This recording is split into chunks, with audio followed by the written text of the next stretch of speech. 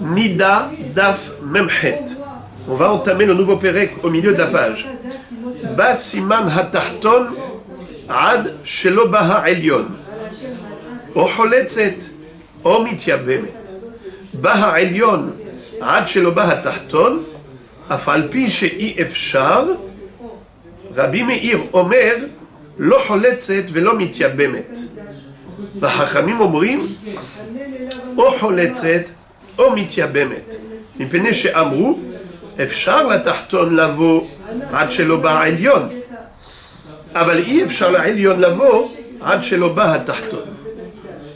Ce Pérec continue de nous expliquer l'anatomie du corps féminin. La fille a une évolution, une progression dans le développement de ses membres, et il y a à la période de la croissance, lorsqu'il va y avoir la transition entre l'âge de l'enfance et l'âge adulte, la période de l'adolescence qui sert de transition, c'est à ce moment-là que va s'opérer en elle les transformations physiques. Alors, au-delà de la taille qui grandit, il y a aussi un changement d'apparence, d'aspect physique. C'est quoi? C'est que dans la partie supérieure de son corps, sa poitrine se développe. Et dans la partie inférieure de son corps, autour de l'appareil génital, il y a des poils qui poussent, qui sont des signes de puberté. Simane Na'arut, Simane Gadlut. Hier, on avait vu les différentes répercussions de ce changement. Car à partir du moment où elle est considérée adulte, eh bien, elle devient autonome par rapport à son père. Par exemple, une boguerette ne doit plus rien à son père. Si elle travaille, elle garde son argent pour elle. Alors que, jusque-là, quand elle était ktana ou na'ara, l'argent qu'elle gagnait de son travail revenait à son père. Si elle trouvait un objet également, elle devait le lui donner. Son père, s'il voulait la donner en mariage, c'était en son pouvoir. Edbiti natati la ishazé. Par contre, dès qu'elle devient indépendante totalement, Bogueret, donc 12 ans et 6 mois, 12 ans et un jour, elle a eu ses poils, donc elle a les deux facteurs qui font d'elle une gdola, na'ara. C'est le zman de la croissance. Donc il faut qu'elle ait l'âge et le signe physique. Ce sont les deux facteurs, les deux critères qui font d'elle une fille qui est gdola. Mais bien qu'elle est gdola, tant qu'elle n'est que na'ara, elle n'est pas bogueret, alors elle est encore sous la tutelle de son père. 6 mois plus tard, il y a la bagroute. Et la bagroute se traduit par le développement de la poitrine. Au début, quand elle est toute petite, ça s'appelle paga. Paga, c'est-à-dire on ne voit rien. Comme hate'ena, hanta pageha. Ve'agefanim semadar. C'est-à-dire, tout petit, on voit presque rien. Tandis que, quand elle grandit un petit peu, elle a 12 ans et un jour, et elle a les fameux 2 poils qui sont le début de la pousse des poils autour de l'appareil génital, et bien à ce moment-là, la poitrine se développe. Les seins sont petits, et on les appelle à ce moment-là bohal, comme des petites figues qui commencent à blanchir. Lorsque elle devient bogueret, alors à ce moment-là, la poitrine s'est bien développée, et à ce moment-là, on avait vu toute une série d'opinions de Tanaïm. Chacun a expliqué quel est le niveau de l'évolution de sa poitrine par rapport à Tsemel. Tsemel, c'est la contraction de 2 mots, Yatz'a, Melea. Maintenant, cette Mishnah, qu'est-ce qu'elle nous rajoute par rapport à ce qu'on avait déjà appris? C'est qu'elle nous dit qu'il y a une corrélation entre le haut et le bas. Dans le sens où les simanim d'en haut de la femme, la partie supérieure de son corps, c'est-à-dire la poitrine, et la partie inférieure, c'est-à-dire l'appareil génital, autour duquel poussent ces poils qui arrivent à la croissance, et qui sont d'ailleurs les signes indicatifs de son statut de Gdola, car pour être Gdola, il faut qu'elle ait d'abord l'âge de 12 ans et un jour minimum, mais aussi il faut qu'elle ait les jetés Séharot. S'il manque l'un des deux critères, elle n'est pas Gdola. Bien que, entre parenthèses, on avait déjà vu que d'après certains, si elle a les deux Séharot, pendant l'année intermédiaire qu'on appelle Torzeman, Torah Perek, il y a l'Ifnezman, Torzman, Leacharzman. Ifne Aperek, Torah Perek, Leachar Aperek. On avait vu ça. Avant 11 ans et un jour, entre 11 ans et un jour et 12 ans et un jour, c'est Torah Perek, et après 12 ans et un jour, que c'est Leachar Aperek. Alors on avait vu qu'il y avait une mahloquette à propos des jetés Séharot, Torah Perek. D'après certains, ça suffit pour la considérer Gdola, déjà. Bon, maintenant, qu'est-ce que nous enseigne cette Mishnah? Elle nous dit comme ça. Basiman hatahton ad shenoba ha'elyon. Quel est le din? Si on a la certitude qu'elle a les deux poils, après 12 ans et un jour, elle a, dans la partie inférieure, ces deux poils. Ça s'appelle siman hatahton, le siman inférieur. Ad sheloba ha'elyon, avant qu'elle n'ait le siman supérieur. On avait vu que au moment où elle allait jeter ses harot, elle est censée avoir un début de poitrine. Mais là, qu'est-ce qui s'est avéré? Que non, elle n'a que le bas, elle n'a pas le haut. Dans ce cas-là, bien qu'elle n'ait pas les simanim d'en haut, ce n'est pas gênant. Car le principal, c'est les simanim d'en bas, c'est-à-dire les deux poils. Ah, elle ne s'est pas encore développée au niveau de la poitrine, il n'y a pas du tout de sein, ce n'est pas grave. Elle est quand même considérée Gedola. Et par conséquent, elle peut faire Halitza. Et elle peut faire Yiboum. Vous vous rappelez que, à propos de la Halitza, il est écrit Ve'imlo yahpotz ha'ish la kahat et yebimto. Et si l'homme ne veut pas prendre sa yebama, quand on dit ish, il s'agit d'un adulte. La Torah dit yebimto, yebama shelo, c'est qu'elle est égale à lui.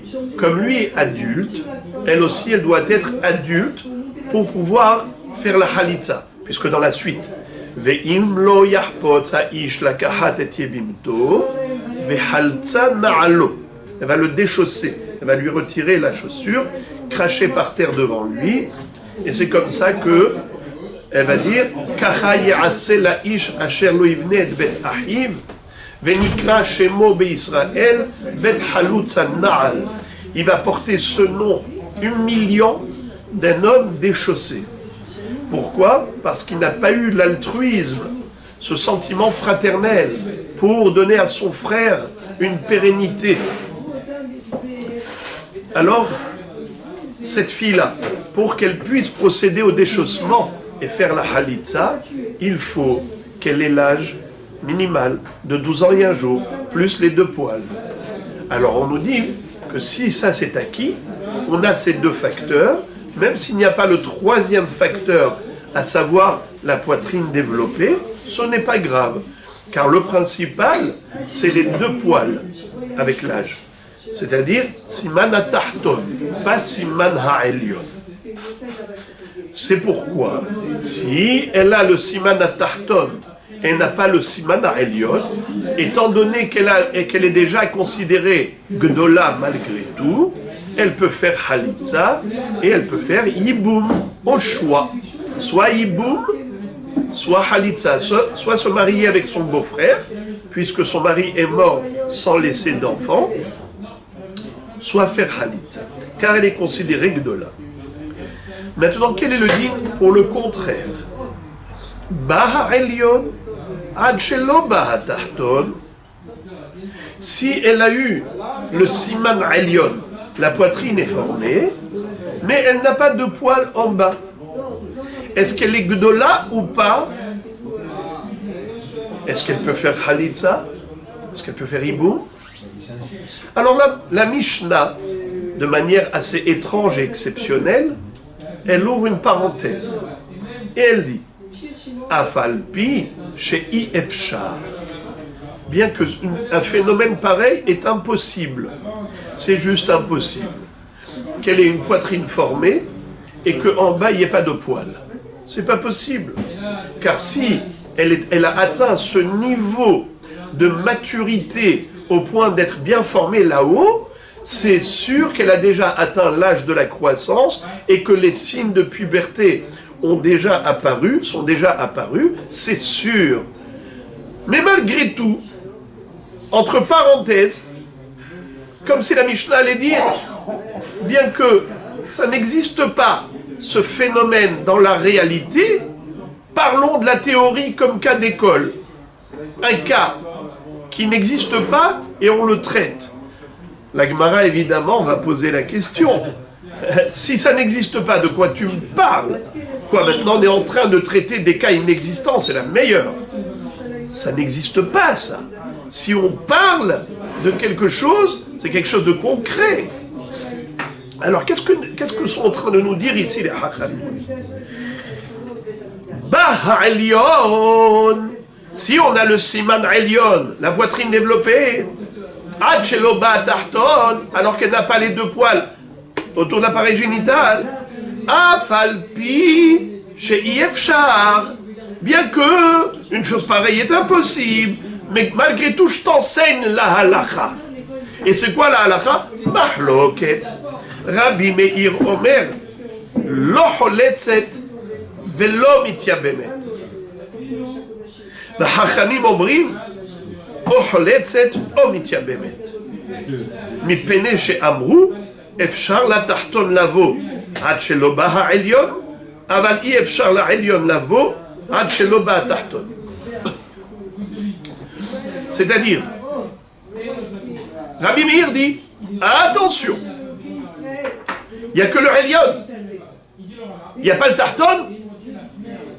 Alors elle est peut-être petite, elle est petite, elle est petite. S'il n'y a pas le Siman Tarton et il n'y a que le Elyon, eh bien c'est une Ktana. Il n'y a pas les Shtesser Avot.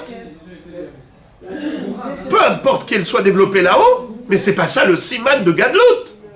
Le Siman de Gadlut, c'est les deux poils, il n'y en a pas. Rabbi Meir te dit, elle est Ktana. Si elle est Ktana, lo choletzet velo mityabemet. Pas de chalitza, pas d'iboum. Chachamim disent, non, il y a chalitza. Il y a iboum. Car si elle a le Elyon, c'est sûr qu'elle tartonne. Mais ils ont vérifié, ils ont vu qu'il n'y a pas. Je comprends pas. Lui, qu'est-ce qu'il dit? Qu'est-ce qu'ils disent à Chachamim? Il y en avait, ils sont tombés. Hayou, Venachou. Alors, comment Rabbi Meir a pu dire que il peut y avoir Elyon et pas Tarton? Alors quoi, ils discutent dans la réalité? Qu'est-ce qui s'est passé en fait? Gemara, la Gemara nous dit Afalpi she'i efshar vehalo ba. Qu'est-ce que ça veut dire?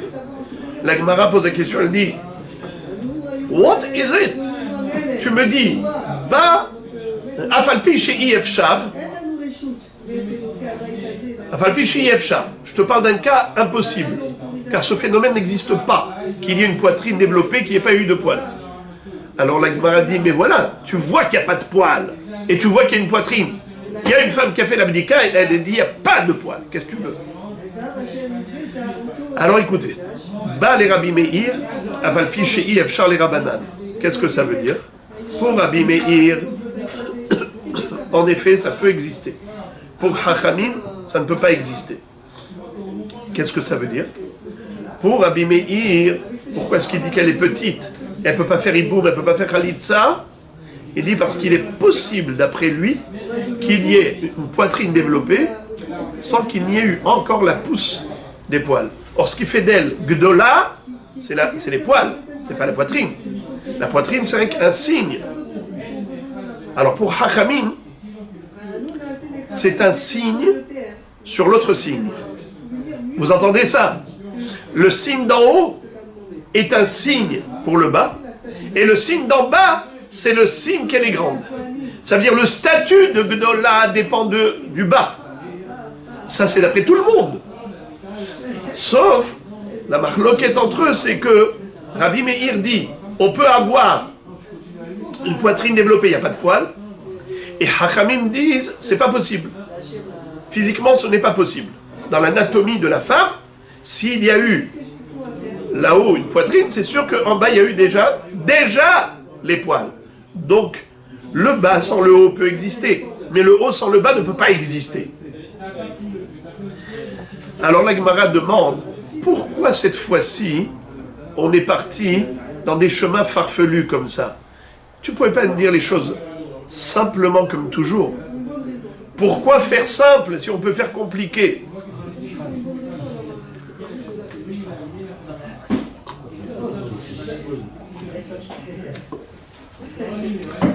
Pourquoi ne pas dire les choses simplement? Pourquoi nous compliquer l'existence? Ça nous fatigue dans le Dafayomi. Alors écoutez la question d'Egmara. Velitne, ba elyon, achelo ba tarton. Rabbi Meir Omer, lo choletzet velo mitzia bemet. Hachamim omrim o choletzet ou mitzia bemet. Ve'ana yadana mishum de iyef sharu. Ça veut dire, tu m'aurais dit les choses simplement. Ba elyon velo ba tarton. La femme qui l'a vérifié au mikvé, elle a vu là-haut, il y a une poitrine, en bas, il n'y a rien du tout. Rabbi Meir dit alors elle est ktana, parce que c'est possible qu'elle ait eu une inversion de la chronologie classique, à savoir, au lieu qu'il y ait d'abord les poils, ensuite le haut, il y a eu le haut, il n'y a pas eu encore les poils en bas. Ktana. Hachamim disent, comme c'est une chose impossible, c'est juste impossible, qu'il y ait le haut sans le bas. Donc s'il y a eu le haut, c'est forcément qu'il y a eu le bas. Alors qu'est-ce qui s'est passé? Les poils qui étaient là sont tombés. Alors, tu aurais pu dire tout simplement, pour Rabbi Meir, Aya Elyon Velo Tarton Ktana. Pour Hachamim, Elyon Velo Tarton Gdola. Et nous on comprend, quand il dit Gdola, c'est Ocholetzeto Mitzia Bemet. Et nous on comprend pourquoi les Gdola d'après Hachamim, pourtant c'est les poils qui comptent. Eh bien on saura que pour eux, comme c'est impossible un tel phénomène qu'il y ait eu un développement de la partie supérieure du corps féminin et pas un développement de la partie inférieure, comme c'est impossible, donc on aurait compris que c'est ça leur raison. Pourquoi tu as besoin de me le dire? Afalpi chez Ifchar et tout ça, qu'est-ce que c'est que ça? Parce que tu me dis Afalpi chez Ifchar, et maintenant comment tu as fait?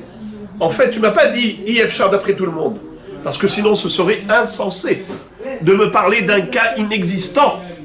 Alors comment tu dois expliquer et comprendre la Mishnah? Efchar les Rabbi Meir, ve'i efchar les Chachamim.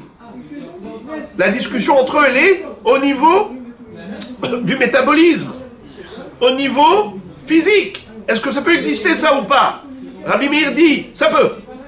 Hachamim dit, ça ne peut pas. Alors maintenant, ok, j'ai compris leur mahloket, mais tu aurais pu économiser de l'encre et dire tout simplement, Ba Elyon, Velo Tarton.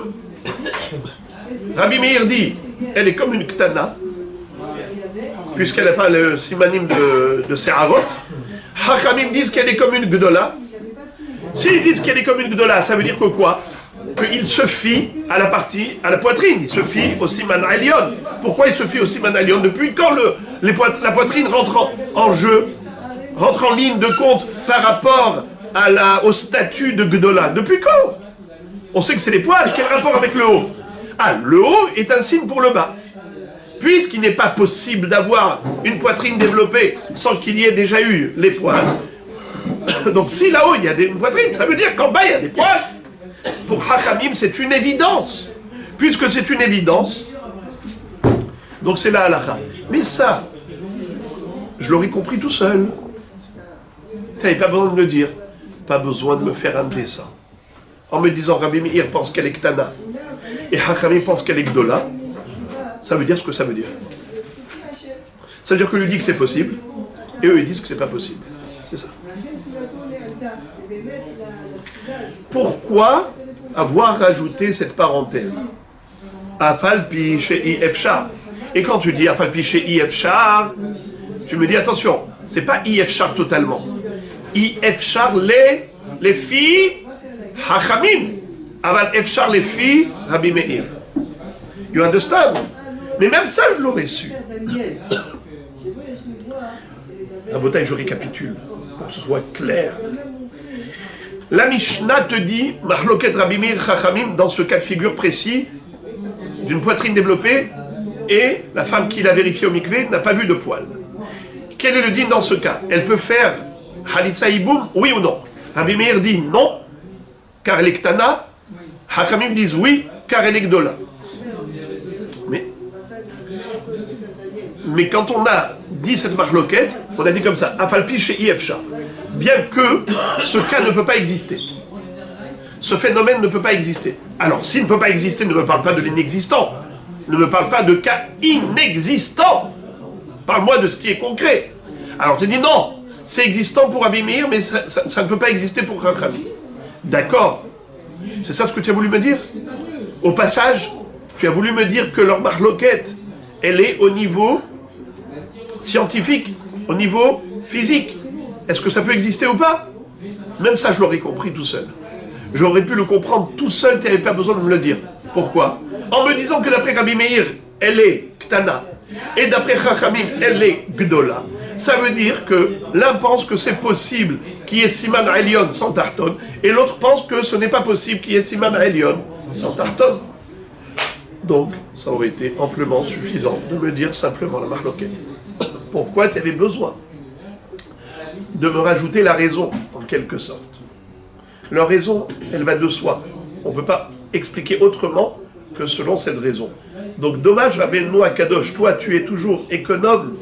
Tu m'écris des Mishnayot concises, faciles à mémoriser, qu'on apprenait par cœur. Pourquoi tu me rajoutes cette phrase dont j'aurais pu deviner tout seul cette raison?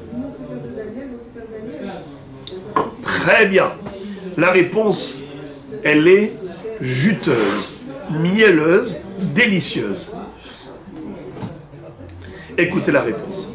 Ilotana, afalpi she'ifshar, hava amina, rov nashim, tahton ateberesha, ou mi'ut, elyon ateberesha. Rabbi Meir letarme de haïsh le mi'uta, ורבנן לטעמה הוא דלא חיישה למיעוטה. הנמילה בסתמה, אבל אחד דבדקן ולא אשכחה, אמר מודולי רבנן לרבי מאיר, דעליון קדים, כמשמע לן דאי אפשר. ודאי עתה ומינתר ודנתר. Qu'est-ce que ça veut dire? La Gemara dit, je vais t'expliquer pourquoi Rabbeinu Akadosh a trouvé nécessaire de rajouter cette phrase de Afalpi chez Ifshar pour expliquer l'opinion de Chachamim. Car sinon, si Rabbeinu Akadosh n'avait pas écrit cette phrase, regardez l'erreur qu'on aurait pu commettre. On aurait pu croire que d'après tout le monde, ce phénomène peut exister. Pas seulement d'après Rabbi Meir, mais même d'après Chachamim, ce phénomène existe. Seulement, il est rarissime. Je m'explique. En général, la fille a d'abord les simanim d'en bas et ensuite d'en haut. Mais rarement, très rarement, il peut s'avérer qu'elle a eu la poitrine développée alors qu'elle n'a pas eu encore les poils en bas, les simanim de Naravot. Seulement, on connaît Rabbi Meir. Rabbi Meir, il a une chita qui est la suivante. Haïsh le mi'uta. Rabbi Meir tient compte de la minorité. Pour être mahmir, la humra, Rabbi Meir tient compte de la minorité.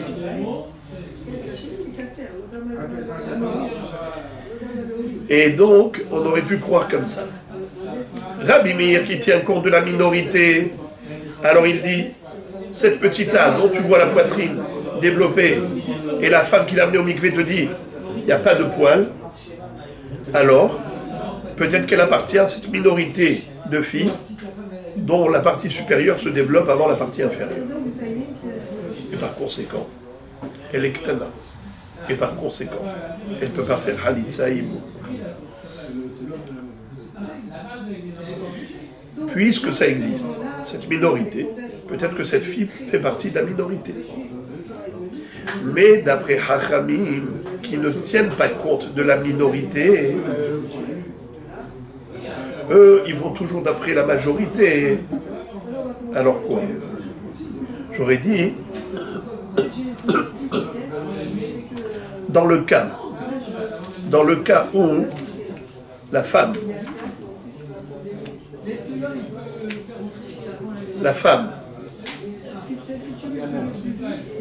lorsque, en général, je vois une femme qui a la poitrine développée, c'est sûr qu'en bas, elle a déjà eu ses poils. Là, c'est sûr. Ça veut dire que pour Hachamim, c'est la majorité des cas. La majorité des cas.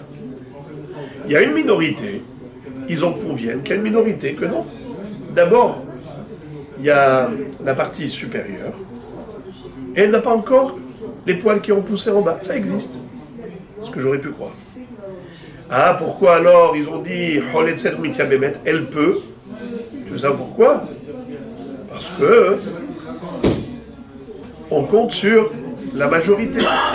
On compte sur la majorité. Ah, mais si maintenant tu as vérifié et tu as trouvé qu'elle n'en a pas. Hein? Qu'est-ce que tu aurais dit? Imo, Modoul et les Rabbana, les Rabbi Meir. Qu'est-ce que ça veut dire? Non, j'aurais pu croire que, pas qu'ils sont tombés, j'aurais pu croire que dans ce cas-là, ils sont d'accord avec Rabbi Meir. Je m'explique. Si j'ai une réalité, merci beaucoup.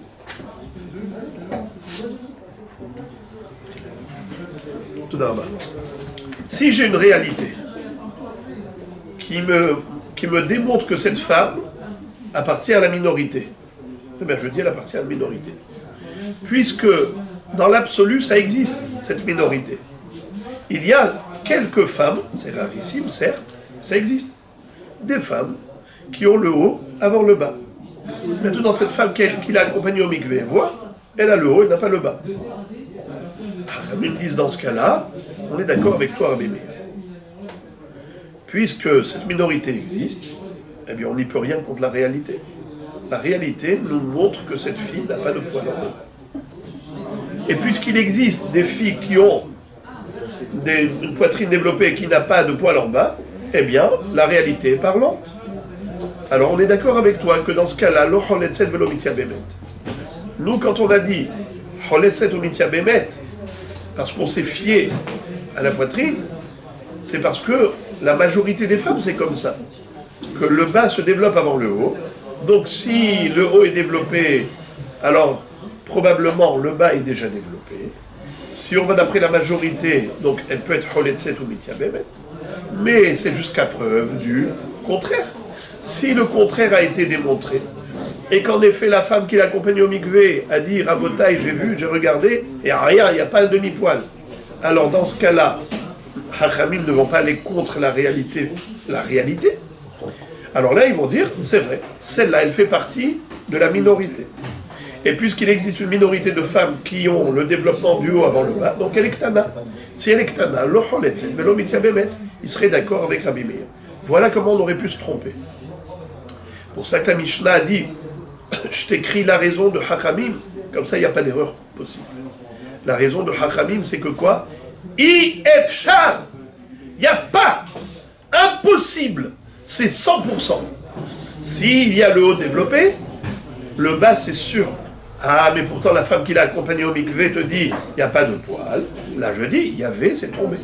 C'est vrai que quand elle a vu, il n'y avait plus, mais il y en avait juste avant. Alors dans ce cas-là, qu'est-ce que dirait Hachamim? Même si la femme qui est accompagnée au mikvé et dit qu'il n'y a pas de poil en bas, eux ils vont dire Choletzet, il y a Bemet. Pourquoi? Parce que c'est sûr qu'elle est Gdola. Donc c'est pas une mahloket halachique, c'est une mahloket scientifique. D'après, parce qu'avant ça on aurait pu se tromper et croire que la mahloket entre Hachamim et Rabbi Meir, c'est une mahloket halachique. Est-ce qu'on est Hoshesh les Mi'uta ou on n'est pas Hoshesh les Mi'uta? Rabbi Meir les Shitato. Rabbi Meir, on connaît son opinion en général, il tient compte de la minorité. Hachamim tiennent compte de la majorité. Et on aurait fait une mahloket halachique. Mais là maintenant, on te dit non, la mahloket n'est pas du tout halachique. La mahloket, elle est scientifique. Et quand Hachamim te disent que Choletzet ou Mitzia Bemet, c'est pas parce qu'on va d'après le Rov. C'est parce que eux te disent ça n'existe pas. Et donc, quelle est la différence entre cette interprétation ou cette interprétation? La différence, c'est dans le cas où la femme qui l'accompagne au mikvé te certifie qu'il n'y a pas de poils. Si tu dis que c'est une réalité que impossible d'avoir le haut sans le bas, et la femme elle te dit pourtant, je te dis, il n'y a pas de poils en bas. Qu'est-ce que je dis? Hayou, venachou, il y en avait, ils sont tombés.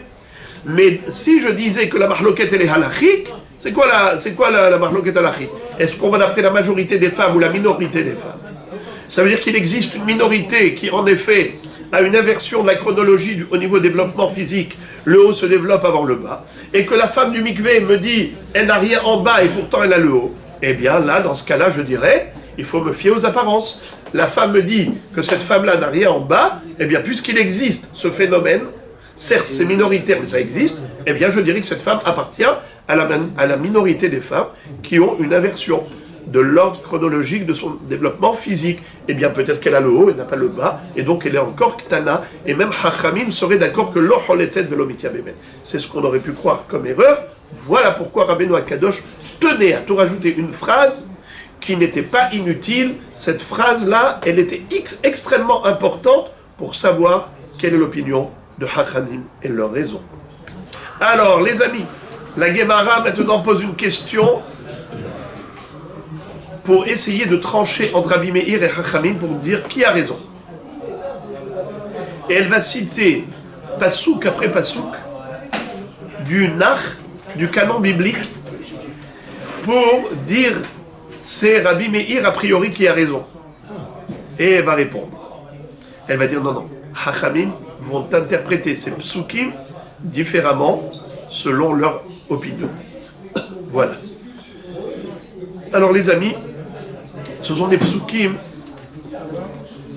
qui figurent dans le Nach. Premier pasouk dans Yechezkel.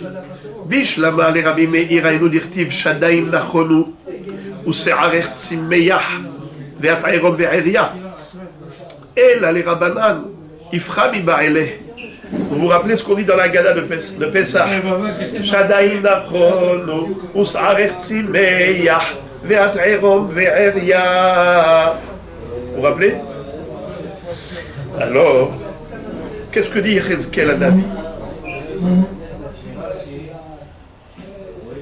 Ta poitrine s'est formée et tes poils ont poussé. La poitrine c'est où? En haut. Les poils c'est où? En bas. Et tu vois que dans l'ordre du pasouk, on a d'abord parlé de la poitrine et ensuite des poils d'en bas.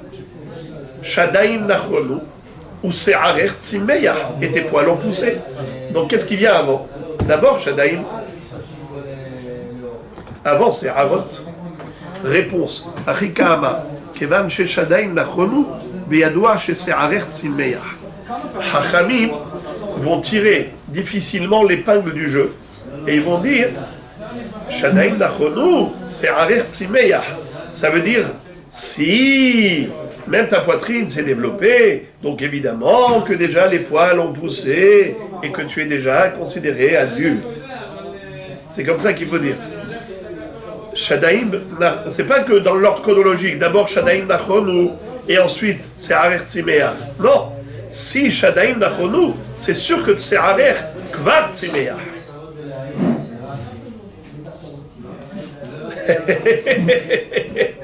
On arrive toujours à s'en sortir. Hein? Encore un pasouk du même genre, où, selon l'ordre chronologique du pasouk, ça nous donne, comme Rabbi Meir a dit, d'abord le haut après le bas, et Chachamim, là encore, ils vont trouver un moyen de s'en sortir. Bishlama le Rabbi Meir hainu dirtiv, ba'asot mimitzraim dadaich, למען שדנעורייך, אלא לרבנן יפרע מבעלה. Qu'est-ce que ça veut dire? Là encore, c'est un passouk de Yechezkel à David. Il dit que Israël a souffert lorsqu'ils étaient soumis à l'esclavage en Égypte. Les Égyptiens prenaient les petites filles juives, commençaient à leur frotter la poitrine quand ils étaient jeunes, afin de les développer, que quand elles grandiront, ces filles elles grandiront, et qu'elles auront les poils de puberté, qu'elles seront déjà aptes à une relation conjugale en tant qu'adultes, eh bien, elles auront une poitrine bien formée. Ça veut dire qu'ils avaient une intention de débauche et de dépravation, ces Égyptiens. Et, entre parenthèses, j'ouvre la parenthèse pour dire que, regardez le Ness, qu'aucune femme d'Israël n'a pu être exploitée par les Égyptiens, à l'exception d'une seule, Shlomit Bat Divri, qui a été prise par un Égyptien. Mais sinon, bien que les Égyptiens voulaient et avaient les intentions, ils ont même préparé le terrain, et que je ne les a pas laissés faire. Les femmes mariées d'Israël, tous leurs enfants, c'était de leur mari. Shivteya, Aedout le Israël. Shevatim, d'Hachem, Aedout le Israël. Ça veut dire quoi? Le Yud et le He du nom d'Hachem a encadré le nom des Shvatim. Hareuveni, Hashimroni, Halevi, n'est-ce pas? Et ainsi de suite. À chaque fois, tu retrouves le Yud et le He qui encadrent le nom d'un Shevet. Pour dire, Dieu lui-même promet qu'aucun de ses enfants n'était bâtard. Que tous les enfants en Égypte qui sont nés d'un père juif et non pas, chas v'shalom, d'autre chose.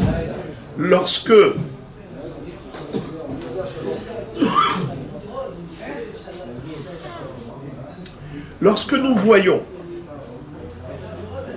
que les Bnei Israël, alors qu'ils étaient soumis physiquement à l'esclavage, et tout de même leurs femmes ont été protégées, c'est le miracle des miracles.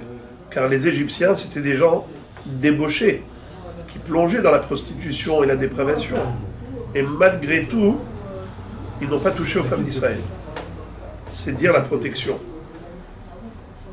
Pour aller plus loin, on sait que Abraham et Sarah, quand ils sont arrivés en Égypte, le Midrash dit Lech uchvosh haderech lifnei banecha, maaseh avot, siman labanim. La vie de nos ancêtres était un signe précurseur de la vie de leurs descendants. Abraham et Sarah sont descendus en Égypte à cause de la famine. Yaakov et ses enfants sont descendus en Égypte à cause de la famine. Abraham et Sarah sont sortis d'Égypte après que Paro ait subi des plaies terribles. N'est-ce pas? Vaïnaga Hashem et Paro et Beto Negaim Gedolim al Devar Sarai. Parce que Paro a essayé de détenir Sarah, de la prendre pour lui. Il n'a pas réussi à la toucher. Paro a pris des coups très forts. Les enfants d'Israël étaient soumis à l'esclavage. On est sorti d'Égypte après que les Mitzriim ont subi 10 plaies. Il n'a pas pu toucher Sarah, Paro. Les femmes d'Israël n'ont pas pu être touchées par les Égyptiens. Abraham et Sarah sortent de là très très riches. Abraham Zaken, Abraham Kaved Me'od Bamikne Bakesef ou Bazaar, avec un gros butin. Les Bnei Israël sortent de Mitzraïm avec un grand butin. Ce qui veut dire que, bien que, étant jeunes, ces petites filles avaient été préparées par les Égyptiens pour leur intention perverse pour la suite, eh bien, finalement, ils n'ont pas pu y toucher. Qu'est-ce qu'ils leur faisaient? Ils leur frottaient la poitrine. Ba'asot les Mitzraïm dadaïr. Les dadim, c'est-à-dire les seins, ils les ont essayé de les masser, de frotter la poitrine pour les préparer. Les Maral, Shedé Neroraïr. C'est quoi Shedé Neroraïr? Pour Shedé Neroraïr, alors figurez-vous qu'au début, on ne traduit pas Shedé par Shadaïm, qui veut dire des seins, on a cru comprendre que le mot chédé, ça vient du mot, comme en araméen, shadi. C'est quoi shadi? C'est envoyer. Les poils, quand ils poussent, c'est comme si le corps les envoie. Le corps envoie les poils. Shadé Neoraïr. L'Égyptien frottait le haut dans l'intention d'un jour profiter du bas.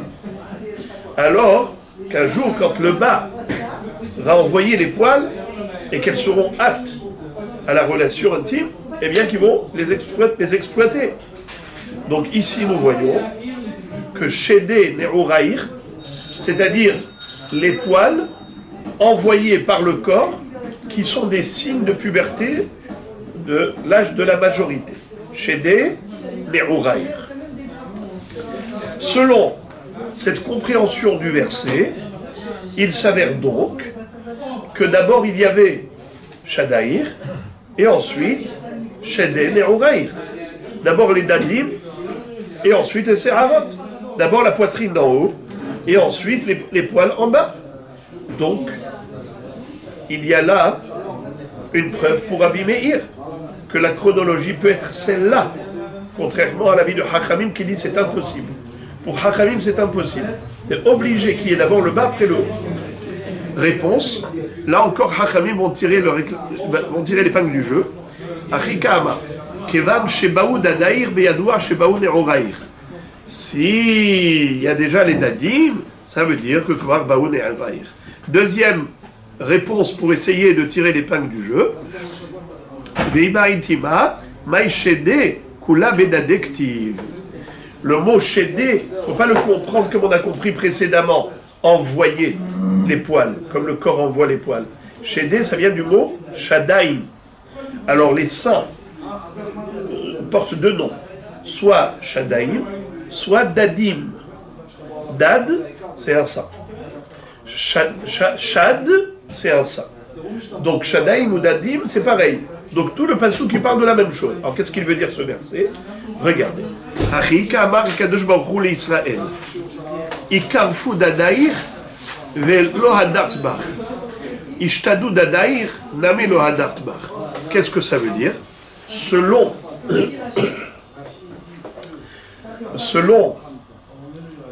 cette interprétation de la Gemara, ce passouk ne parle pas du tout au sens physique, au sens propre. Il parle au sens figuré. On compare le peuple juif à une fille qui grandit. On compare le peuple juif à une fille qui grandit. Et Akadosh Baruch Hu s'adresse au peuple juif. Et il lui dit, quand tu étais petit, peuple juif, tu n'as pas fait tes chouvas. J'attendais que tu grandisses, que tu aies de la maturité. Tu as grandi, tu es devenu plus conscient. Tu n'as toujours pas fait tes chouvas. C'est un reproche. Alors, regardez comment ça s'explique le passouk.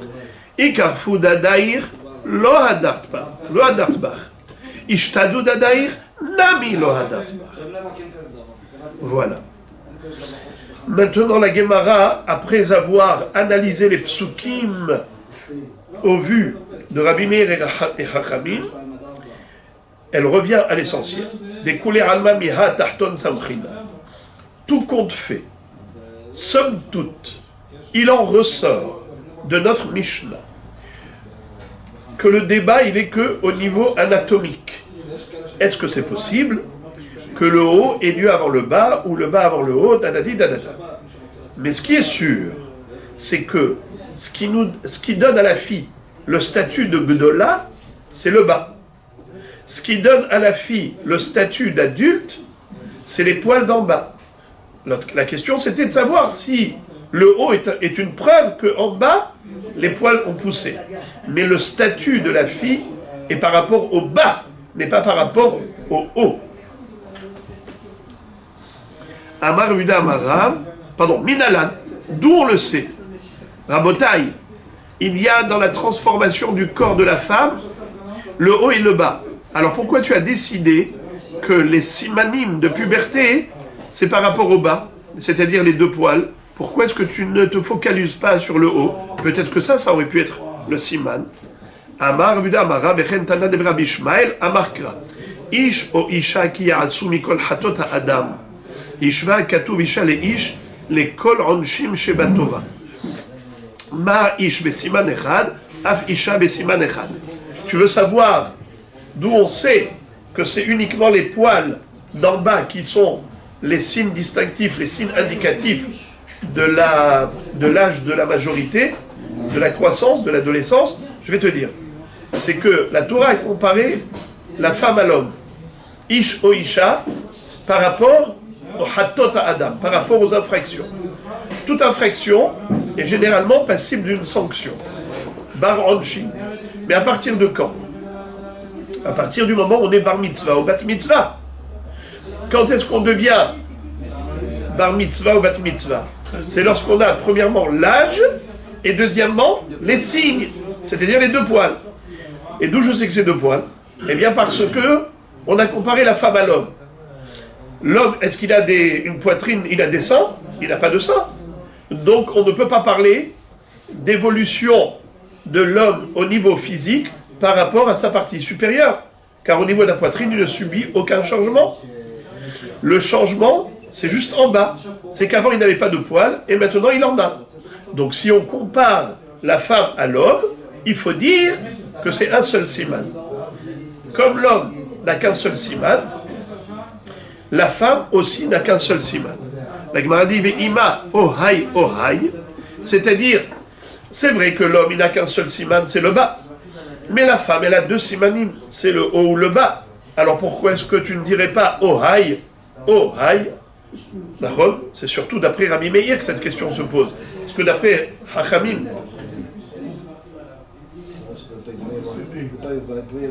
il ne peut pas y avoir le haut sans le bas. Donc cette question de ohai ohai, c'est d'après Rabbi Meir qui a dit que ça existe. Certes, c'est minoritaire, mais ça peut exister. Pourquoi est-ce que lui, il pense qu'elle est ktana? Il devrait dire, si la poitrine est développée, eh bien voilà, elle est gdola, même si elle n'a pas le bas. Réponse, ke'ish. Ma'ish tahton velo elyon, af isha tahton velo elyon. La réponse est que non, ça ne peut pas être différent, l'homme et la femme. Si l'homme, c'est des poils, qui sont les signes indicatifs, ainsi la femme, ce n'est que les poils, et pas le haut. Car la Torah te dit ish o isha.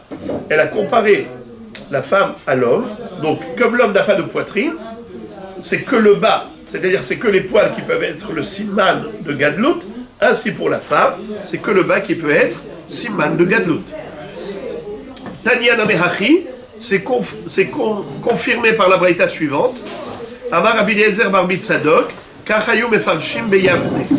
C'est comme ça qu'on disait dans la ville de Yavne. Il y avait là-bas le Sanhedrin. Amrou, Kevan Sheba Tahton, Shuv En Mashgihin ala Elyon. Quand il y a les poils d'en bas, peu importe ce qui se passe là-haut, la poitrine, peu importe. Tania, dans la suite, la Gemara maintenant nous cite une baraïta qui parle de la poitrine de la femme, l'évolution des seins.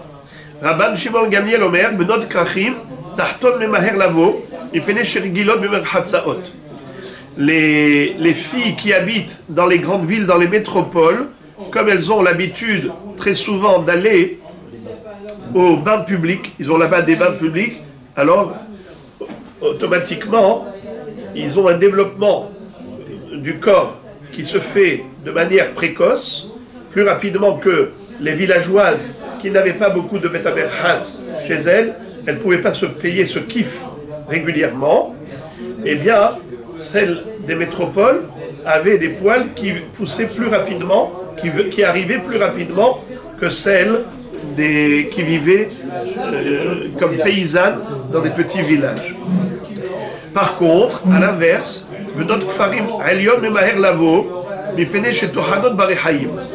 à l'inverse, les villageoises avaient la poitrine qui se développait plus rapidement que la poitrine des filles des grandes villes. Pourquoi? Car les paysannes travaillaient dans le moulin de blé. Elles allaient moudre les grains de blé, puisque on allait moissonner le blé et les céréales. Et elles travaillaient beaucoup avec leurs mains, avec leurs bras. Elles faisaient une gymnastique qui développait la partie supérieure, la poitrine. Donc automatiquement, la poitrine se développait plus rapidement que les filles des chômeuses. C'est les femmes, les citadines qui allaient grandir dans les grandes villes, qui ne travaillaient pas beaucoup leurs bras. Aujourd'hui, de nos jours, une jeune fille devient femme au moment où elle a des règles. On ne pose plus la question de savoir si elle est formée ou pas formée. Les règles n'ont aucun impact par rapport à ça.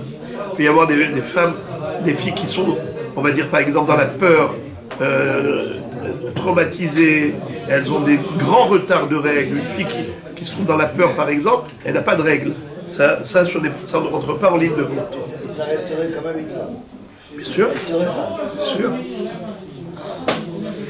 Alors, la Gemara continue de nous dire que parfois il y a même Rabbi Shimon ben Elazar Omer, Venot Ashirim, Tzad Yamin Memaher Lavo, Shenishov Be'Afrik Soutan, Venot Anim, Tzad Smol Memaher Lavo, Epene Shishoavot Kademaim Alehen. Qu'est-ce que ça veut dire? Il y a même entre les deux seins, parfois, il y en a un qui se développe plus vite que l'autre. Alors, ça dépend du travail. Par exemple, les filles à Shirot, elles avaient toujours un cartable, toujours un vêtement qu'elles mettaient ici, avec des bijoux et tout ça. Donc, comme elles avaient quelque chose de lourd au niveau du côté droit, donc le sein droit se développait plus vite que le sein gauche. Et les Bnot Anim, c'est au contraire. C'est le sein gauche qui allait se développer plus vite que le sein droit, parce qu'elles portaient du côté gauche la cruche. Quand elles allaient puiser de l'eau, elles portaient du côté gauche. Alors, les filles riches, elles avaient des serviteurs qui allaient puiser de l'eau. Tandis que les filles pauvres, elles allaient puiser de l'eau elles-mêmes, et elles mettaient la cruche du côté gauche. C'est la raison pour laquelle elles avaient le sein gauche qui travaillait plus, qui se développait plus rapidement que celui de droite.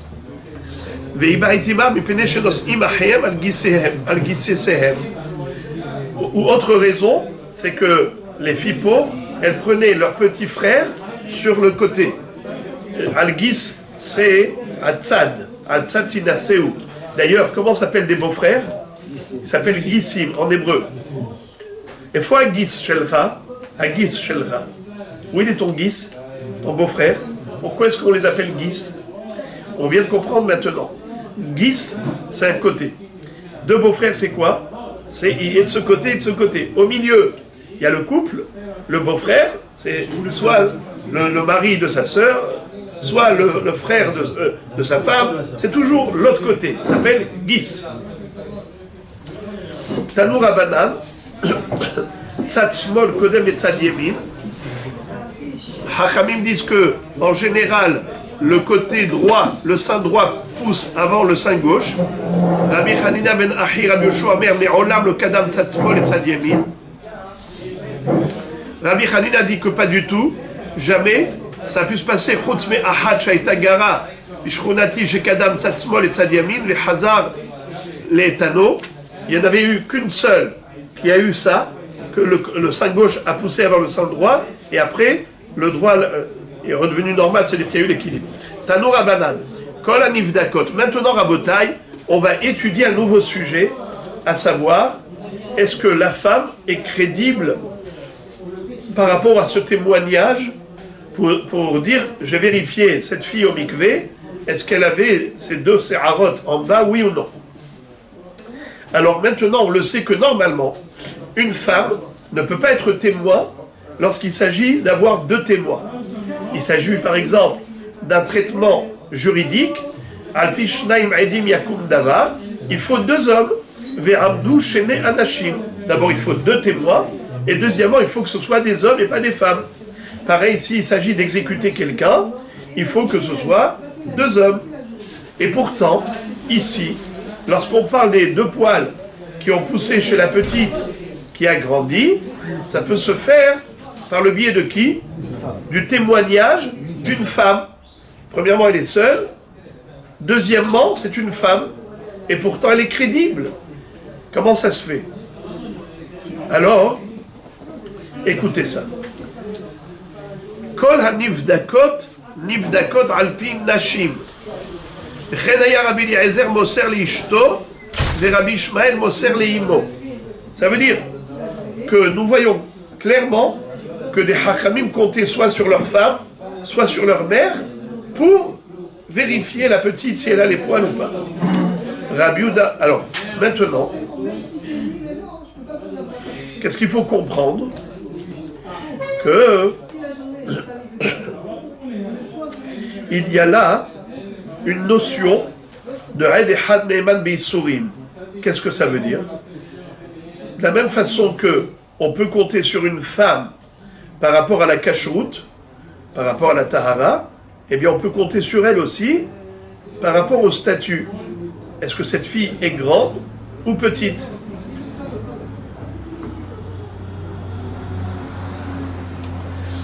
Alors, par rapport au statut grande ou petite, tu peux compter sur la femme. Bien que, Rabotaï, il va y avoir des répercussions, il va y avoir des conséquences. Parce que si elle est petite, qu'elle s'est mariée, par exemple, elle est Chet Ish, par voie de conséquence, si tu dis qu'elle est Gdola, qu'elle a reçu l'argent, la bague de quelqu'un, elle a donné son approbation, son consentement, elle est mariée, alors que si elle est Ktana, petite, elle ne peut pas se marier toute seule, il faut que ce soit son père. D'accord? Et tout ça, c'est un témoignage d'une femme. Ouais, et donc ça fait que le témoignage d'une femme a un impact, a des conséquences, une incidence par rapport à Dinim Sheba Irva. Alors les Rishonim disent que c'est vrai. Mais, puisque le témoignage de la femme n'est pas directement par rapport à Davar Sheba Irva, c'est juste une incidence, c'est indirect, alors c'est Besséder. Quand est-ce qu'on dit qu'une femme n'est pas apte au témoignage pour Davar Sheba Irva ou Davar Sheba Mamon ou Dine Nefashot? C'est uniquement lorsqu'elle témoigne directement par rapport au dossier.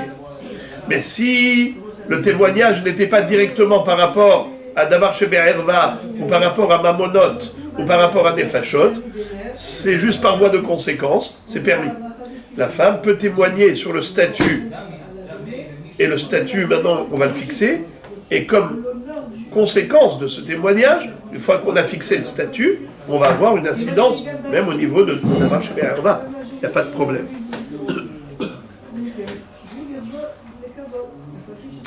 Bon. Maintenant, on va rentrer dans ce débat, et ça va être très, très, très important. Un débat hyper important. Rabbi Yehuda Omer, Lifne Aperek, ou Leachar Aperek, Nashim Botkot Otam. Doch Aperek, En Nashim Botkot Otam. She'en Masi'in Sfekot, Alpin Nashim. Rabbi Shimon Omer, Aftoch Aperek, Nashim Botkot Otam. Écoutez ce que nous dit d'abord la Braïta. Je ne vais pas expliquer, parce que je n'ai pas envie de faire double emploi. La Gemara va expliquer très joliment. Alors, on ne va pas anticiper. Je vais juste traduire sans expliquer. On va attendre patiemment. On a 3 stades, 3 étapes dans l'évolution de la fille.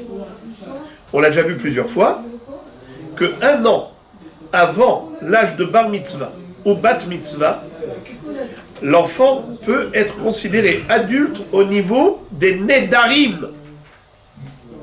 Le neder. S'il a fait un neder, alors il faut lui demander, dis-moi, tu sais ce que tu dis? Tu connais le sens du neder? Il dit, oui, je sais.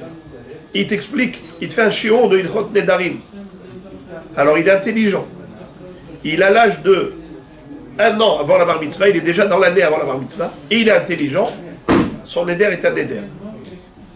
S'il ne sait pas ce qu'il dit, son neder n'en est pas un. S'il est bar mitzvah, mamash, et il ne sait pas ce qu'il dit, son neder est valable.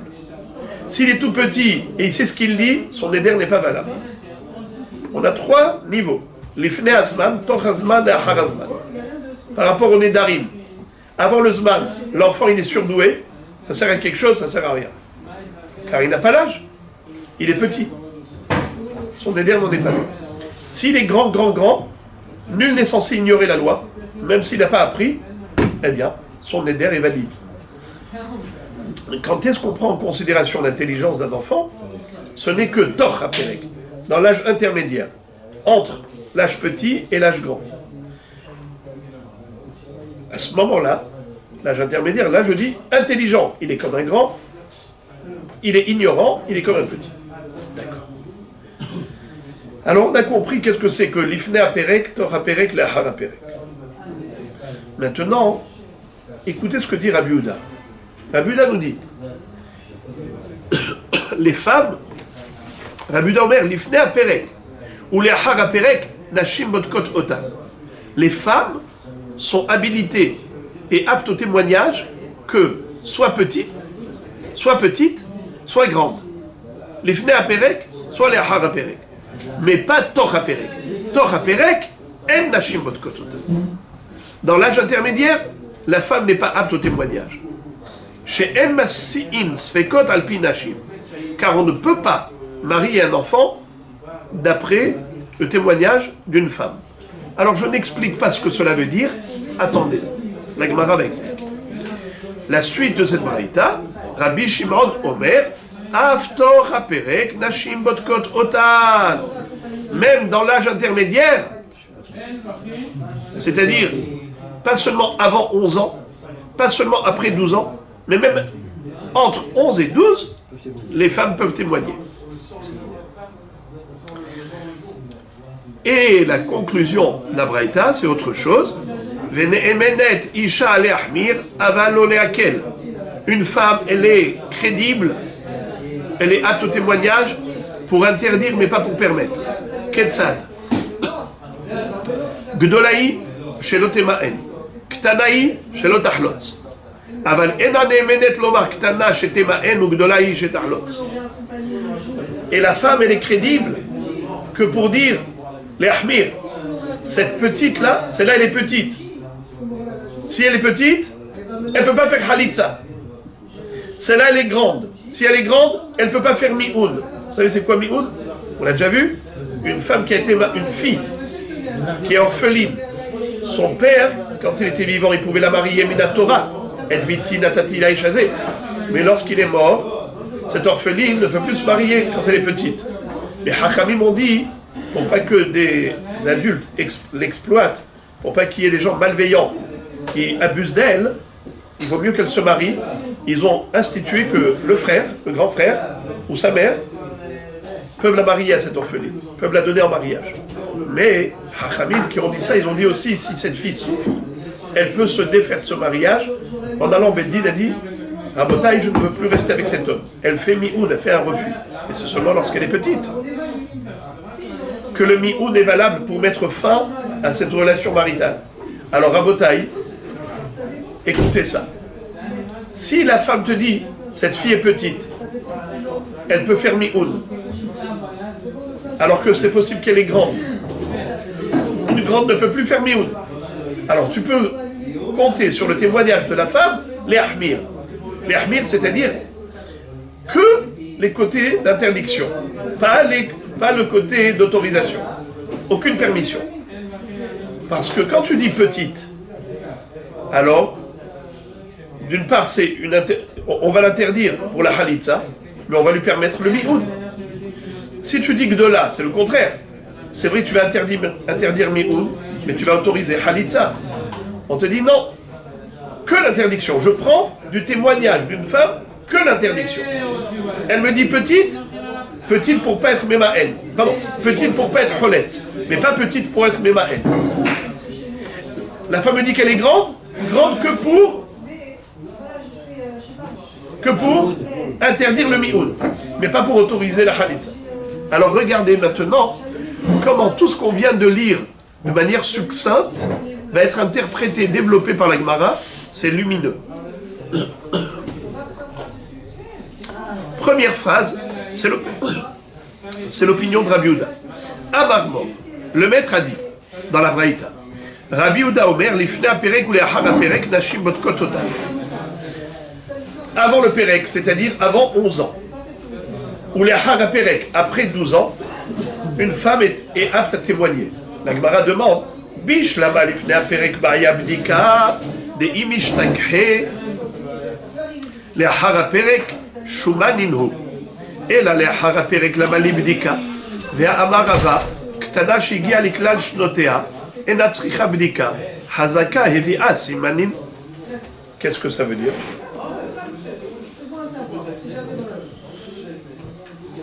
La Gemara dit,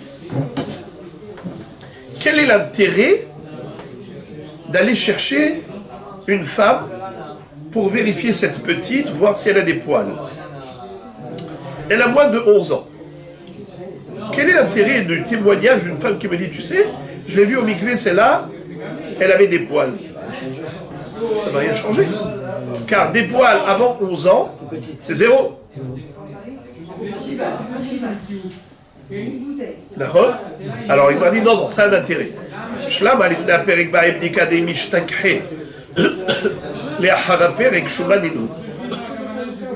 On a une règle. Quel est le statut des poils qui ont poussé quand elle est petite? Et ces poils sont restés même quand elle est grande. Est-ce que ces poils-là sont des signes de puberté? Non, c'est que Shuma. Bravo. C'est comme une verrue. C'est-à-dire une verrue. Ça n'a pas de, ça n'indique rien. C'est pas un signe indicatif de croissance. Une verrue, c'est une excroissance. C'est pas une croissance. Un beau jeu de mots. C'est une excroissance, mais c'est pas une preuve de croissance. Alors, en effet, si elle avait des poils étant petite, ces mêmes poils qu'elle aurait en tant que grande ne sont en aucun cas des signes de gadlout. Des signes comme quoi elle a grandi. Pourquoi ces mêmes poils qu'elle aurait en tant que grande? Pourquoi ces mêmes poils qu'elle aurait en tant que grande? Parce que c'était une chouma. C'était là déjà avant, donc c'est une verrue. Très bien, d'accord. D'accord. Ils étaient là avant, ils sont pourtant bien là une fois qu'elle a passé l'âge. Alors, oui, je vais expliquer, c'est bien de poser la question. Les amis, qu'est-ce qui en ressort de ce qu'on vient d'apprendre maintenant? C'est que quand est-ce que les poils d'une fille ou d'un garçon sont des signes indicatifs de l'âge de la majorité, pour les rendre majeurs, que si les poils sont arrivés après l'âge. Mais si les poils sont arrivés avant l'âge, ça ne veut rien dire. C'est une verrue. Étant donné qu'avant l'âge, ces poils ne sont pas preuve de majorité, c'est pas preuve d'évolution physique. La preuve, c'est que ce bébé à l'âge de 3 ans, déjà, il avait ses poils. Alors, tu vas me dire, ouais, il a grandi, il a des poils. Mais non. Il y a des grains de beauté, il y a des poils. Comment on fait la différence? Eh bien, c'est l'âge. Si c'est arrivé avant l'âge, alors à ce moment-là, c'est comme des grains de beauté. Mais si les poils sont arrivés après l'âge, alors on considère. Avant et après l'âge. Ah, vous entendez? C'est-à-dire, imaginons maintenant, on a un enfant. On n'a pas vu avant. Peut-être qu'il avait ces poils-là depuis avant. Et maintenant, non, si on a vu, on a déjà dit. Des poils qu'on a vus avant. Alors il n'arrive jamais à l'âge de la puberté? Non. Il n'est jamais pubère? D'accord. D'accord. Pas possible. Jusqu'à l'âge de 20 ans. Ah, on pousse jusqu'à l'âge de 20 ans? Ouais. C'est la Mishnah d'avant. Regardez la Mishnah d'avant. Alors, c'est-à-dire que des poils qui ont poussé avant l'âge de bar mitzvah, bat mitzvah, ont un statut de verrue ou de grain de beauté. Un grain de beauté, c'en est en rien un signe de majorité, un signe de croissance. Alors, quand est-ce que c'est considéré comme un signe de puberté? Que si c'est arrivé après l'âge. Mais la question qui est belle, Comment peut-on savoir? Tu vois dans les enfants, il a 13 ans il y a un jour. On est parti au mikvé, il avait des poils. Je dis, ça y est, Minatora il est gadol. Mais peut-être que ces poils, il les avait d'avant. On considère que, normalement, avant, il n'y en avait pas. Dans la majorité des cas, les poils arrivent après l'âge. On considère que ces poils, certainement, ils n'étaient pas là avant. Si j'avais vérifié avant et ils étaient là, alors ces poils ne peuvent pas nous servir. Il faut d'autres poils. Il faut d'autres poils qui aient poussé après. Et quand en général, on va faire une bdika, on va faire une bdika après l'âge. On n'a pas fait une bdika avant. D'accord? Et si on voit avant, je vois ici 2 poils, et je ne sais pas s'ils étaient là avant ou après, je présume qu'ils sont arrivés après. Car en général, les poils arrivent après l'âge. Mais si j'ai la preuve du contraire, si avant l'âge, il était au mikvé, on a vu ces poils-là, eh bien ces poils, ils valent 0. Même après l'âge, 0. Ce ne sont pas des signes indicatifs. Alors à Botaï, je ferme la parenthèse après tout ça. Revenons à nos moutons. Quel est le din? Quel est le din si on a une petite, qui était avant l'âge, elle était au mikvé, la femme, la balanite, elle a vu, elle dit, j'ai vu des poils avant l'âge. Alors, elle a 10 ans. Quel est l'intérêt de nous dire ça? De témoigner qu'elle avait ces poils-là à l'âge de 10 ans. C'est important, afin de nous dire que, après 12 ans, si tu vois ces poils, il ne faut pas te fier à eux. Ces poils, c'est une chouma. C'est comme un grain de beauté. Donc surtout, ne t'appuie pas là-dessus pour croire qu'elle est gdola. Dans ce cas-là, on peut avoir une confirmation par rapport au sein pour avoir une certitude absolue. C'est-à-dire que si on voit que cette petite avait, et que, pour une raison quelconque, on va dire maintenant, c'est pas possible, si les saints vont venir maintenant confirmer cette chose-là, c'est considéré comme ça, comme chemin. Faux. Parce que ces poils-là étaient là avant. Ces poils-là étaient là avant. La poitrine, non? D'accord? On a grandi, la balanite a dit, il n'y a eu aucun poil supplémentaire qui a poussé. Les 2 poils qu'il y avait avant, je les ai connus depuis l'âge de 10 ans. Depuis 10 ans, elle les a. Maintenant, elle a 12 ans et un jour, et voilà qu'elle a la poitrine, mais il n'y a pas de poils. D'après Rabbi Meir, Gornish, c'est une ktana. L'ocholetzet velo mitia bemet. Hachamim, parce que eux disent, il y en avait, ils sont tombés. Pas ceux-là. Ces 2 poils-là sont 0. C'est que certainement, il y en a eu d'autres qui étaient là, qui sont tombés. Bon, alors maintenant, on a compris. Mais la Gemara dit, mais quel est l'intérêt d'avoir un témoignage, les Ahara Perek, lorsque la fille a grandi? Boker Tov Yerushalayim. C'est évident. J'ai même pas besoin de chercher. Ça veut dire que j'ai pas besoin de chercher. On a une Hazaka des Rava. C'est quoi Hazaka des Rava? Rava te dit, toute fille qui atteint l'âge a atteint les poils. Ktana shegi'a liklal shnoteha enat tzricha bdika Hazaka evia simanim. Si elle a l'âge, elle a forcément les signes de puberté. Car ça vient en même temps. Dès qu'elle a l'âge, arrivent en même temps les signes de puberté. Alors, pourquoi on a besoin d'une vérification? Pourquoi tu as besoin de t'appuyer sur le témoignage de cette femme? Qu'est-ce que tu as besoin d'un témoignage? Tu peux t'appuyer sur la Chazaka de Rava. La réponse, la Gemara, qui amar Rava Chazaka le mi'un, aval halitza bayabdika. Qu'est-ce que ça veut dire?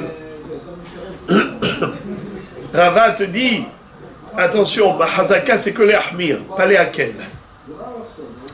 Ma Chazaka, c'est une Chazaka qui est mo'ila que pour la Hubra. C'est-à-dire, Normalement, la petite, elle peut faire mioun. Attention, il faut être sûr qu'elle est petite. Comment elle fait pour ne plus être petite quand elle est grande? Comment on fait pour être grand? Il faut 2 simanim.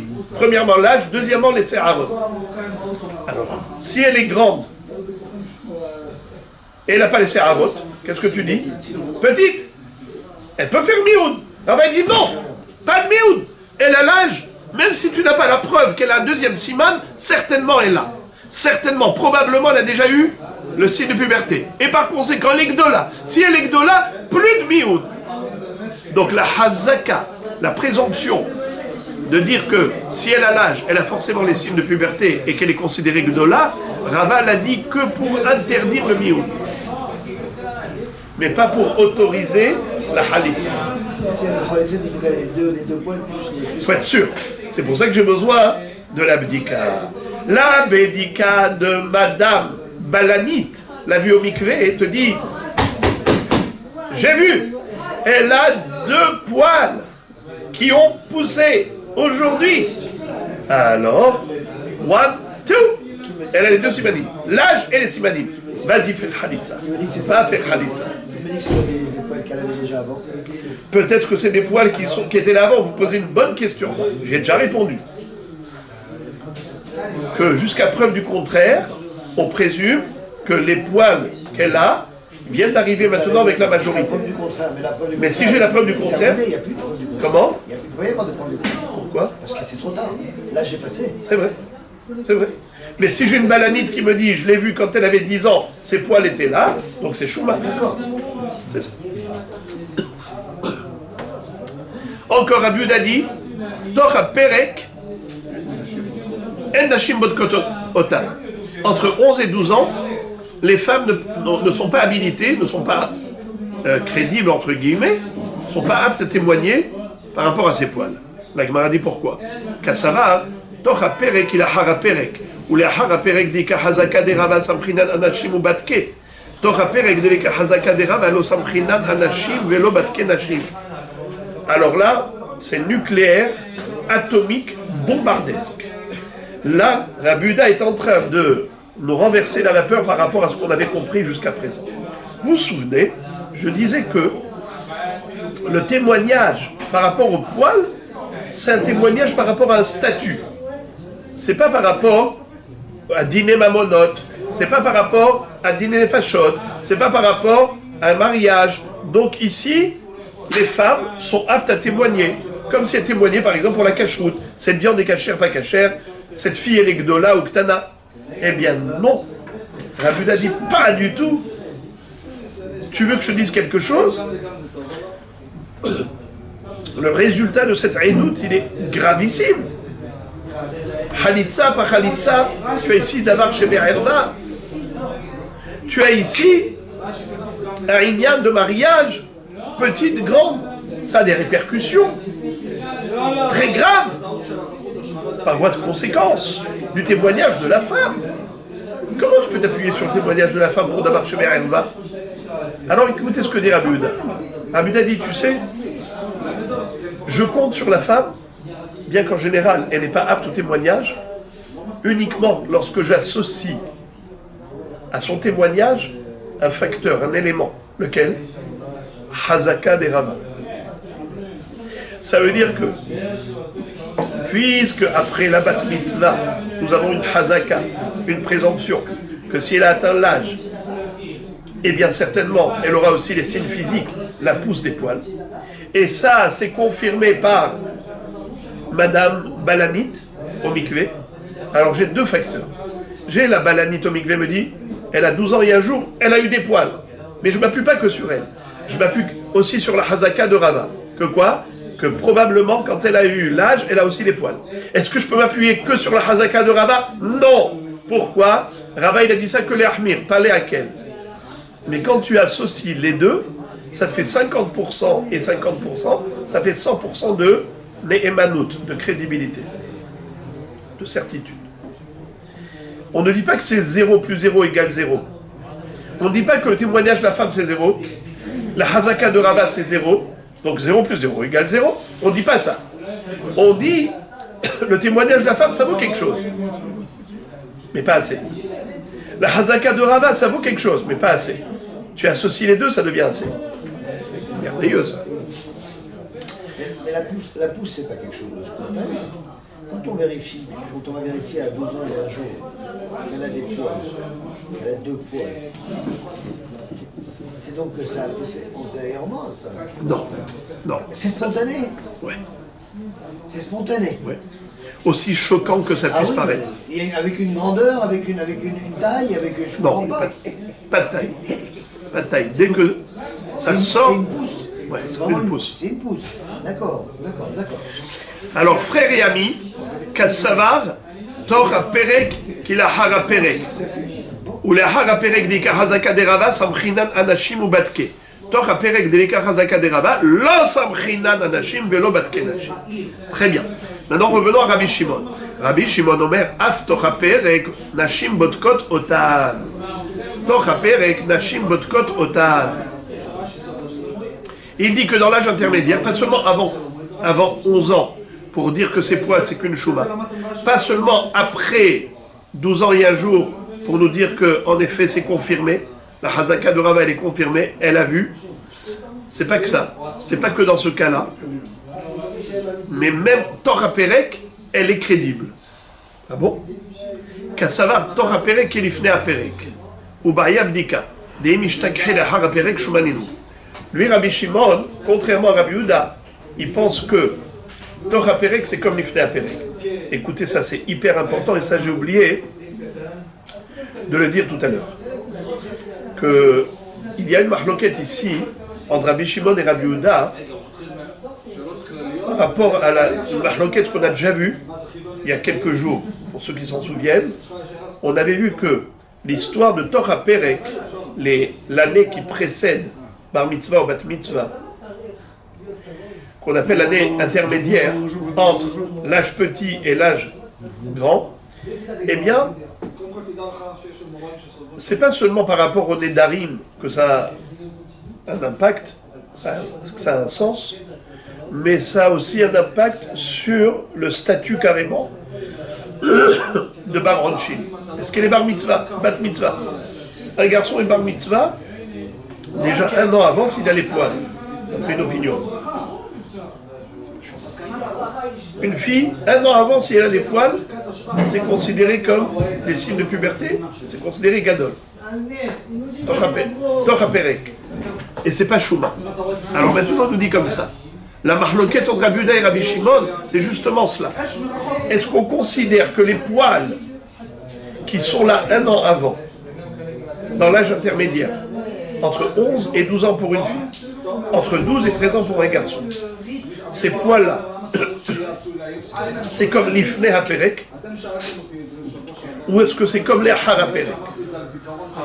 Rabbi Yehuda dit, c'est comme les Hara Perek.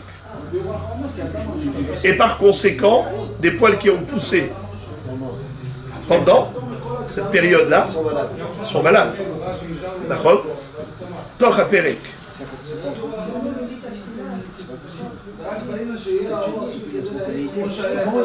Alors, écoutez ça. Alors, des poils qui ont poussé. Si c'est un homme qui a vu, regardez comment c'est beau. Ça, c'est hyper important là. Cette phrase-là que je vais dire. C'est que si j'ai des poils qui ont poussé, même on va dire chez la fille, d'accord? Que ça a été vu par 2 hommes. 2 hommes ont vu ces poils chez la fille. À ce moment-là, qu'est-ce que je dis? Elle est grande. Quel âge elle a? 11 ans et demi. Entre 11 et 12 ans, pour Rabbi Yehuda, Torzman, c'est comme les Harzman. Si 2 hommes ont vu qu'elle avait des poils avant 12 ans, entre 11 et 12 ans, on dit qu'elle est Gdola. Car pour Rabbi Yehuda, les poils Torah Perek, c'est Gdola. C'est pas chou. Est-ce qu'une femme qui a vu ça peut témoigner? 0. Pourquoi? Quand est-ce que la femme elle peut témoigner? Que si elle a 12 ans et un jour. Car à ce moment-là, on a la Chazaka de Rava. Rava nous dit, Igia leklal shanim, Igia leklal semani. Ça veut dire que, en effet, la femme ne fait que confirmer une réalité naturelle. En général, à l'âge de 12 ans et un jour, ça y est, ça arrive. Les poils arrivent. La femme qui l'a vu au mikvé, la balanite, elle l'a vu, elle m'a confirmé, je m'appuie sur elle. Est-ce que je peux m'appuyer que sur la chazaka de Rava? Non. M'appuyer sur la femme toute seule? Non. Les deux ensemble, oui. Mais quand est-ce que, oui, quand la fille, elle a déjà 12 ans et un jour, que Higi a l'Iklal Shanim, les Ahara Perek. Mais Torah Perek, il n'y a pas de chazaka de Rava. Puisque Torah Perek, ce n'est pas encore le Zman normal d'avoir des Seharot. Dans la majorité des cas, il n'y a pas de poils. Alors, la femme n'est pas crédible. Si on avait 2 hommes, oui. La femme n'est pas crédible. Pourquoi? Il n'y a pas de chazaka de Rava.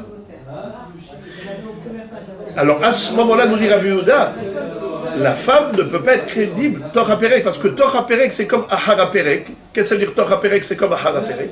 Le statut des deux Seharot fait de la fille Gdola comme Ahara Perek. Les deux Seharot, après 12 ans et un jour, ça fait d'elle une grande.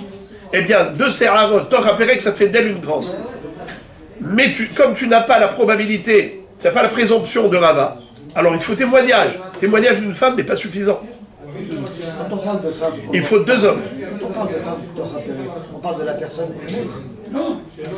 Mais alors pourquoi est-ce que les 2 hommes ne pourraient pas témoigner pour Torah Perek? Parce qu'une femme n'est pas apte au témoignage. La Torah dit qu'une femme n'est pas apte au témoignage. On a dit que dans ces cas, dans quel cas elle peut témoigner la femme? Que si elle a sur quoi s'appuyer, c'est-à-dire la chazaka de Rava. Et la chazaka de Rava, elle arrive après l'âge. Or ici, elle est dans l'âge intermédiaire, elle n'a pas encore atteint l'âge de 12 ans et un jour. Donc ça veut dire que la femme peut témoigner après les 12 ans et un jour. Oui. Mais avant, dans tous les cas de figure, il a conseillé. Exactement. Comme Tana. Avant, on a ça fait. Peut-être oui, peut-être non. Si tu as eu 2 hommes. Ça fait, puisque de toute façon, ça ne sert à rien, personne ne peut vérifier. Si. Ah, si 2 hommes, 2 hommes. quoi 2 hommes. Et à ce moment-là, on tiendra compte de 2 hommes. Ouais. Alors pourquoi je dis pas tout simplement, pourquoi j'ai besoin de faire intervenir la femme? J'ai qu'à faire témoigner des hommes, tout simplement. Mais on est en train de nous dire que la femme, ça ne servirait à rien. C'est ça ce qu'a dit Rabbi Yehuda. D'accord. Mais la femme servirait après. Alors regardez-moi ça. On a 3 âges. On a l'Ifnei Perek, Torah Perek, la Hara Perek. L'Ifnei Perek, la femme qui voit, elle témoigne. Au contraire, ça sert. À quoi ça sert? À dire que ces poils existaient.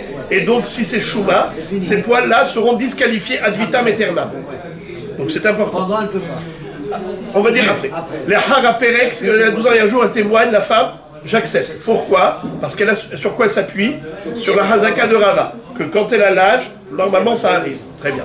Mais là où elle n'est pas crédible, c'est Torah Perek. Dans l'âge intermédiaire, elle me dit, elle a 2 poils, j'ai vu. Ça sert à rien. Pourquoi? Parce que maintenant, elle n'a pas la Hazaka de Rava. Sur quoi s'appuyer? Donc ça sert à rien. Rabbi Shimon, qu'est-ce qu'il dit? Regardez ce que dit Rabbi Shimon. Rabbi Shimon dit oui, Torah Perek, tu peux compter dessus. Et la Gemara dit comment ça se fait? Parce qu'il pense que Torah Perek, c'est comme l'Ifnei Perek. Donc il n'y a pas 3 âges, il n'y a pas 3 étapes, il n'y a que 2. Donc pour lui, à quoi sert maintenant le témoignage de la femme? C'est de nous dire qu'elle a 2 poils. Et si elle a ces 2 poils-là, à quoi ils servent? Shuma. Quel est le statut de ces 2 poils? Shuma. Et si c'est Shuma, ce sera disqualifié ad vitam aeternam. Donc c'est important d'avoir ce témoignage de la femme pour considérer que ces poils-là ne serviront à rien. Et la femme, elle est crédible que pour la Humra et pas pour la Kula.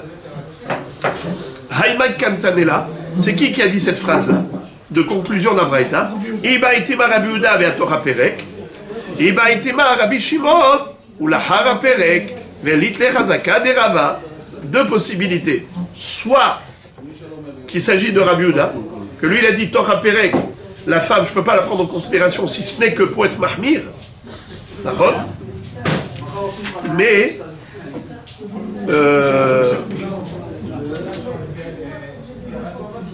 c'est pour être mahmir, ça sert à quoi qu'on aille vérifier? Vérifier pour être mahmir. Ça sert à rien. Parce que si elle a l'âge, de toute façon, elle peut être que relais de 7, elle ne peut pas être mioun, et si elle n'a pas l'âge, elle ne peut être que mioun et pas relais de 7. Ça sert à quoi?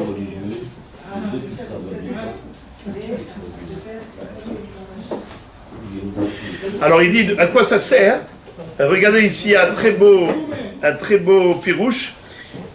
Mais Doubar Bemikre chez Idou Aleha Aherim, il y a eu deux personnes par exemple qui ont dit elle a ses poils, et vient acheter ses harot.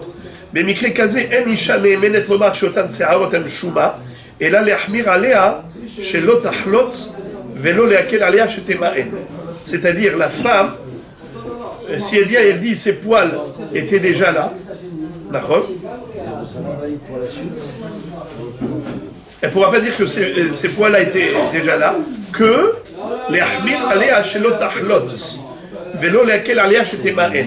C'est que pour dire qu'elle ne pourra pas plus tard faire Khalitza, mais on peut pas dire, mais elle ne peut pas être Mekila Alea pour faire Mi'un. Les Ahmir Velo Leakel. Maintenant, Iba Itima, que c'est Rabbi Shimon. Rabbi Shimon, qu'est-ce qu'il dit? Les Ahara Perek, Velitle Chazaka de Rava. C'est-à-dire que la femme, elle vient après le Perek, elle nous dit, je l'ai vu au mikvé, elle a 2 poils, elle a déjà 12 ans et un jour, à quoi cela sert? Ça ne sert pas pour être Mekil, pour dire qu'elle est Gdola, il peut faire Khalitza, ça sert juste pour être Mahmir et pour dire que chez l'autre Ma'en.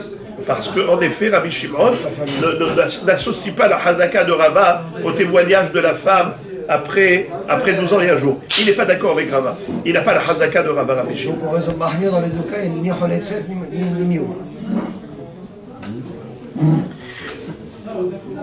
Incroyable. Hein? Surprenant. Pourquoi? Parce que, elle a témoigné qu'elle avait les 2 cerveaux, donc elle avait l'âge, donc qu'il puisse faire mioun, d'accord? Pourquoi pas relais de 7? Non, au contraire. Les Ahmir, c'est que qu'elle ne puisse pas faire Khalitza. C'est ça qu'on lui interdit, ça. Oui. Pourquoi? Mais elle ne peut pas faire Mi'un. Mais alors pourquoi? Puisqu'elle a témoigné, ils ont témoigné qu'elle avait les 2 Séraot et qu'elle était en âge qu'elle avait passé. Parce que la femme n'est pas. Parce que la femme, à elle toute seule, c'est faible ce qu'elle a comme témoignage. Elle n'a pas la Chazaka de Rabat qui lui donne la force. Elle a la Chazaka puisqu'elle a passé l'âge.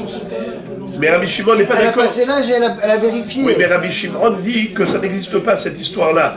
Que probablement, si elle a l'âge, elle a forcément les Séharot. Cette Chazaka de Rava, elle est discutée. Rabbi Uda, il soutient, mais Rabbi Shimon n'est même pas d'accord avec ça. Oui.